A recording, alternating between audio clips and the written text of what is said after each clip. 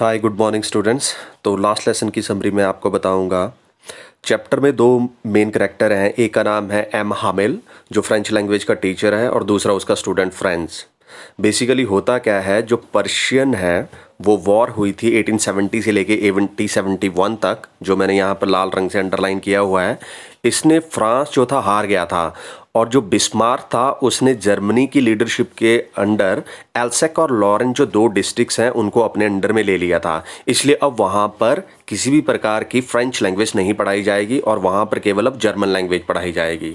तो अब French school को जाता है, उसका एज यूजुअल रूटीन है, कभी वो स्कूल से बंक करता है, मिस करता है क्लास, तो कभी घूमता हुआ जाता है। उस दिन भी वो मज़े में जा रहा है और टाउन हॉल से गुजरता हुआ जब वो देखता है कि बुलेटिन बोर्ड के सामने कुछ न्यूज़ लगी है तो उसको पता है कि वहाँ पर उनकी बुरी खबरें हुई होती हैं, पर वो उसकी तरफ ध्यान नहीं देता है कि किस तरह की बुरी खबर थी। उसके बाद वो वहाँ से जा रहा होता है तो एक व्यक्ति उसको बोलता है कि इतना जल्दी मत जाओ क्योंकि आज शायद कोई टीचिंग नहीं होगी क्लासरूम में। परंतु वो फिर भी क्लासरूम में चला जाता है और जब वो स्कूल में पहुँचता है तो वहाँ पर किसी भी प्रकार का शोर शराबा नहीं होता है।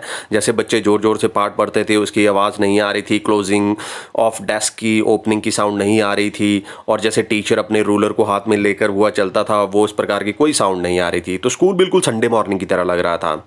यहाँ पर क्वेश्चन हमेशा पूछा जाता है 2 नंबर का कि स्कूल में कैसा एटमॉस्फेयर था, अनयूजुअल चीज़ क्या थी। तो आप सीधा लिखेंगे it was quiet and just like a Sunday morning.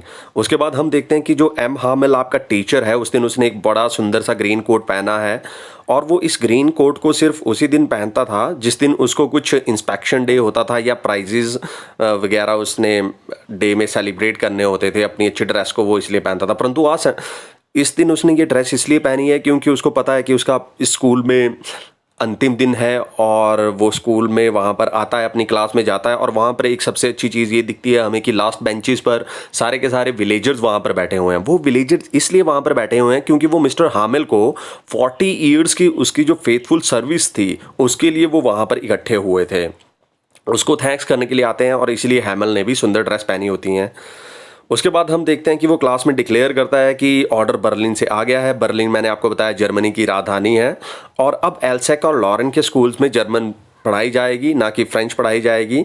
जब फ्रेंच इस बात को सुनता है तो उसके अंदर एक थंडर क्लैप सा मच जाता है कि इस तरह से ये चीज़ कैसे घटित हो गई, क्योंकि उसको याद आती हैं वो सारी चीज़ें जब वो फ्रेंच की क्लास बिल्कुल अच्छे तरीके जो मिस्टर एम हामिल की क्लास बिल्कुल भी अच्छे ढंग से अटेंड नहीं करता था, उसकी सुनता नहीं था, क्लास में बंक मारता था। इस तरह से अपनी गिल्टी को वहाँ पर फील करता है और उस समय वो बिल्कुल भूल जाता है कि किस तरह का क्रैंकी नेचर उसके टीचर का था और वो कितना क्रूअल भी था कभी कभार अपने स्टूडेंट्स के लिए। परंतु सारी चीज़ों को वो यहाँ पर भूल जाता है। यहाँ पर आपको मेंशन किया गया है लास्ट लाइन में। यहाँ पर फ्रेंड्स ये भी नोटिस करता है कि शायद मेरी ही गलतियाँ थी जब मैं मज़े लेने के लिए बाहर जाता था और पढ़ाई पर ध्यान नहीं देता है। परंतु इस बात को एम हामिल भी रियलाइज़ करता है कि ये सारी चीज़ें उसकी वजह से भी घटित हुई हैं, क्योंकि जब उसका मूड नहीं होता था पढ़ाने के लिए तो वो लिटिल फ्रेंड्स को बोलता था कि तुम मेरे पौधों को पानी दे दो, या वो फिशिंग के लिए कई बार चला जाता था, या फिर फ्रेंड्स के माता पिता उसको वहीं कहीं फार्म पर काम करने के लिए भेज देते थे। तो ये सारी की सारी चीज़ें वहाँ पर घटित होती हैं।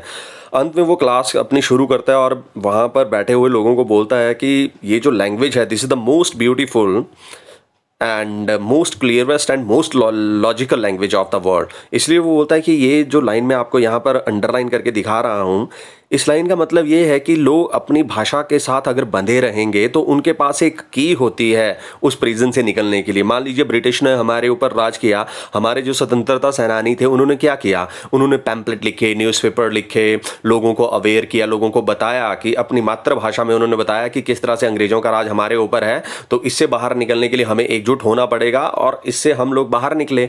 तो वही सेम भाषा का प्रयोग भारतीयों ने किया। तो यहाँ पर भी जब इस प्रकार की त्रासदी हुई तो यहाँ पर बताया जा रहा है कि इस चीज़ से बाहर निकलने के लिए आप लोगों को भी एकजुट होना है, फ्रेंच लैंग्वेज के साथ आपने चलना है और तभी आप इससे बाहर निकल जाते हैं। तो ये सेम क्वेश्चन यहाँ पर पूछे हैं इसमें। उसने क्लास में कैसा माहौल था, बच्चों को कॉपी पेन देता है, पेपर देता है, फ्रेंच लैंग्वेज के लिखने के लिए बोलता है, और यहाँ पर आपको बताया जाता है कि उसको याद करने के लिए क्या बोला गया था। क्वेश्चन पीछे वाले ही पूछे जा रहे हैं, पार्टिसिपल के रूल उसने याद करने थे, स्कूल का कैसा माहौल था और बुलेटिन बोर्ड पर क्या लगा था। ये सारी की सारी चीज़ें वैसी की वैसी हूबहू हैं। उसके बाद हम अंत में देखते हैं कि हैमल जो है अब क्लास का अंतिम क्षण में पहुँच जाता है और उसका गला भर जाता है क्योंकि वो 40 साल की रेगुलर फेथफुल सर्विस के बाद अब उसको यहाँ से छोड़कर जाना है। उसकी जो बहन है वो ऊपर फर्स्ट फ्लोर में पैकिंग कर रही है, उसकी आवाज़ नीचे ग्राउंड फ्लोर में सुनाई देती है जहाँ पर क्लास लगी हुई है, और अंत में वो बोलता है विवे ला फ्रांस। विवे ला फ्रांस मतलब लीव लॉन्ग फ्रांस, बोलते फ्रेंच लैंग्वेज कभी भी ख़त्म नहीं होगी, और इसके लिए वो वहाँ पर अंतिम शब्द अपने बोलता है। और यहाँ पर अंत में 2 बार क्वेश्चन पूछे जाते हैं कि ऑर्डर कहाँ से आया था, बर्लिन से आया था, तो बर्लिन ने क्या ऑर्डर आया था, ऑर्डर यही था एल्सैक लॉरेन में कोई भी फ्रेंच लैंग्वेज नहीं पढ़ाई जाएगी। तो फ्रेंच की फीलिंग स्कूल चेंज के बारे में क्या थी, और एम हामिल के बारे में क्या थी, तो उसके बारे में हमने देख लिया कि एम हामिल का क्रैंकी नेचर वो भूल देता है, और स्कूल चेंज ये होता है कि स्कूल में एक दिन संडे लाइक मॉर्निंग की तरह होता है, और इस तरह से आपका चैप्टर यहाँ पर ख़त्म होता है। इसी प्रकार का सेम क्वेश्चन जो पीछे मैंने एक्सप्लेन किया वो यहीं पर बताया गया है। अगर कोई क्वेरीज हैं तो you can ask me later. Thank you very much.